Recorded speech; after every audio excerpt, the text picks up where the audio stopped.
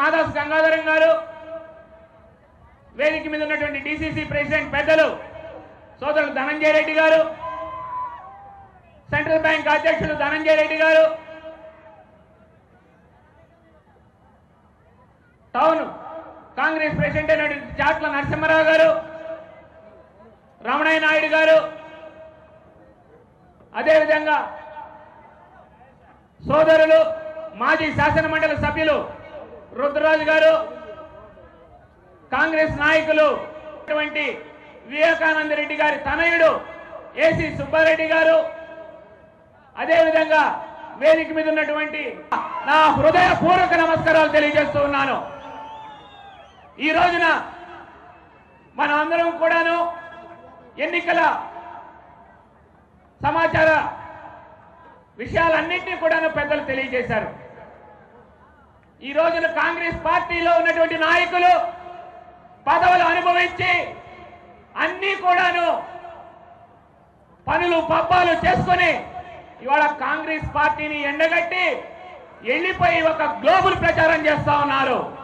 Congress party లేదు, Congress party కరువైందని దుష్ట ప్రచారం చేస్తా ఉన్నారు.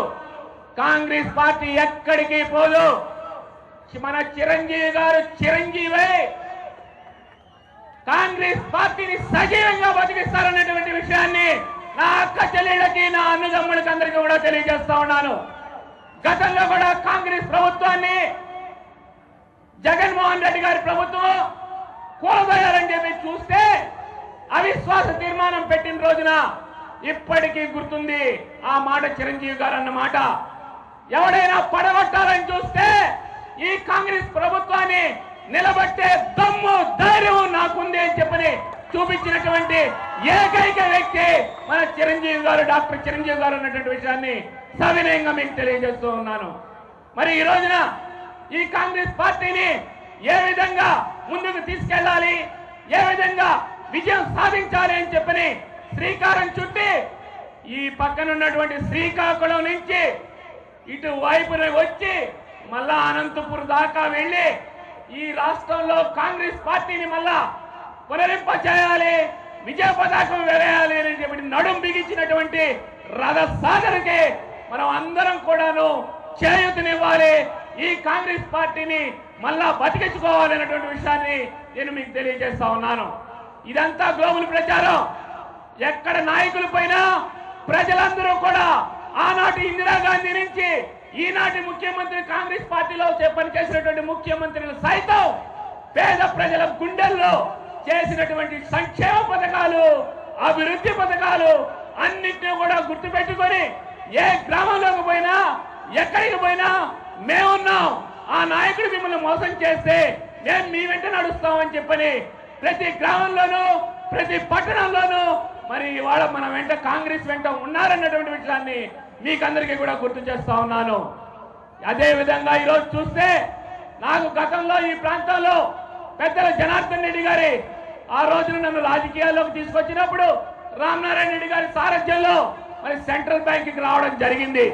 సెంట్రల్ బ్యాంక్ అధ్యక్ష పదవి ఇచ్చిన తర్వాత రైతులకు సంబంధించినటువంటి ఈ బ్యాంకుని ఏ విధంగా అయినా సరే మనం తీర్చిదిద్దాలని చెప్పిన లోపలికి వెళ్తే కనీసం జీతభత్యాలు కూడా లేవు ఆ బ్యాంకులో. ఆ రోజున మరి ఆలోచించాం, పెద్దలు రామనారాయణ రెడ్డి గారిని మరి అన్ని విధాలు అడిగాం. ఆనాటి ముఖ్యమంత్రి దగ్గరికి వెళ్ళి పలుసార్లు పోయి ఈ ప్రాంతంలో రైతాంగానికి చేయాలి, సేవ చేసేదానికి కొంత ఊరట కలిగించేదానికి మళ్ళా బ్యాంకు బాగుపడాలని చెప్పి అడిగాం. దాని తర్వాత ఇక్కడున్నటువంటి రైతాంగానికి మరి అన్ని సేవలు అందించే విధంగా డిపాజిట్లు సేకరించాం. అప్పటికే ఆ బ్యాంకు సెక్షన్ లెవెల్లోకి వెళ్ళిపోయింది, అంటే ప్రమాద పరిస్థితిలోకి వెళ్ళిపోయింది. మళ్ళా దాన్ని 3 సంవత్సరాల్లో రివైవల్ చేసి మరి ఈ రాష్ట్రంలోనే మనకి ఒక సముచితమైనటువంటి స్థానాన్ని తీసుకొచ్చింది మేము, మాతో పడినటువంటి పాలకవర్గం ఉన్నటువంటి విషయాన్ని మీకు తెలియజేస్తా ఉన్నా. ఆ రోజుల్లో 6 నెలలు పట్టేది ఒక ట్రాక్టర్ లోన్ ఇవ్వాలి అంటే దాన్ని 7 రోజులకి సరళీకృతం చేశాం. అదే విధంగా నెల రోజులు పట్టేది ఒక క్రాప్ లోన్ ఇవ్వాలి అంటే దాన్ని 3 రోజులకి మరి అందించే విధంగా ముందుకు తీసుకెళ్ళాం. ఆ విధంగా బ్యాంకుల్లో నుంచే బ్యాంకు ద్వారా ఎరువులు కూడాను ఎక్కడైనా కల్తీ ఎరువులు ఉన్నాయి, నాణ్యమైనటువంటి ఎరువులు ఇవ్వాలి, ఎక్కడా కూడా మోసపోకూడదు. బ్లాక్ లో అమ్ముతూ ఎక్కువ రేటుకు అమ్ముకున్నటువంటి ఎరువుల దుకాణాల్లో నుంచి నా రైతులు ఇబ్బంది పడకూడదు అనేటువంటి ఆలోచనతో సొసైటీలకు అన్నిటికీ కూడాను ఎరువులు అందే విధంగా బ్యాంకు ద్వారా ఇచ్చి మరి కల్తీ లేనటువంటి ఎరువుల్ని ఎక్కడా కూడాను సరసమైన ధరకు వాళ్ళకు అందించినటువంటి ఘనత కూడా ఆ సెంట్రల్ బ్యాంక్ ఇది. ఆ యొక్క పాలకవర్గం మాది అని నేను ఇవాళ గర్వంగా చెప్పుకునేందుకు అవకాశం ఇచ్చారు నా జిల్లాలో ఉన్నటువంటి ప్రజలు, రైతులు, మన పాలకులు అన్నటువంటి విషయాన్ని నేను మీకు తెలియజేస్తా ఉన్నాను.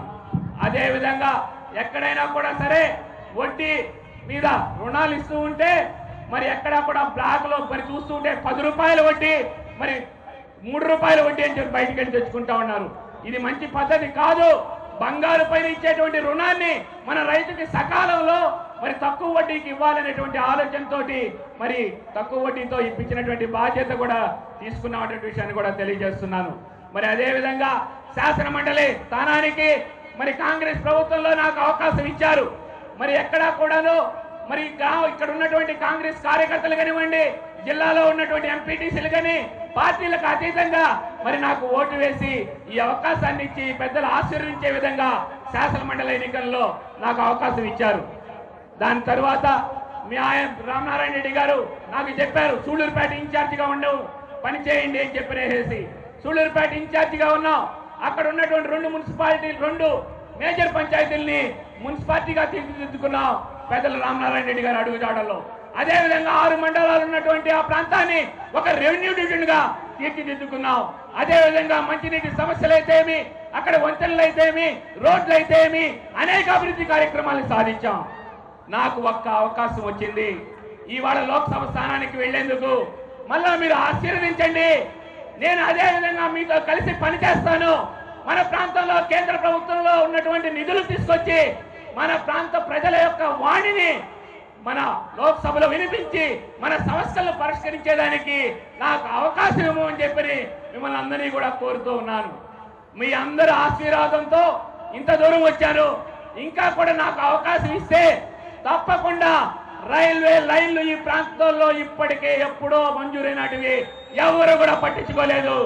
మళ్ళా రైళ్లు తీసుకొస్తాం, అభివృద్ధి పదంలోకి బుల్లెట్ రైలు మార్గాన్ని ఈ 13 జిల్లాలకి సాధిస్తాం అన్న విషయాలన్నింటి కూడా మీకు తెలియజేస్తూ సమయాభావం లేనందువల్ల ఇప్పటికే పెద్దలు చిరంజీవి గారు మాట్లాడతారు కాబట్టి అభివృద్ధి నా ధ్యేయంగా, సంక్షేమమే నా ఊపిరిగా మీకు అందరికీ కూడా సేవ చేసే భాగ్యం కలిగించమని చెప్పి చేతులెత్తి నమస్కరిస్తూ మీరందరూ కలిసి హస్తం గుర్తుపైన నాకు, వేదిక మీద ఉన్నటువంటి నా సోదరులు ఇద్దరికీ కూడాను అమూల్యమైన ఓట్లు ఇచ్చి అత్యధిక మెజార్టీతో గెలిపించాలని చెప్పని కోరుకుంటూ సెలవు తీసుకుంటా ఉన్నాను.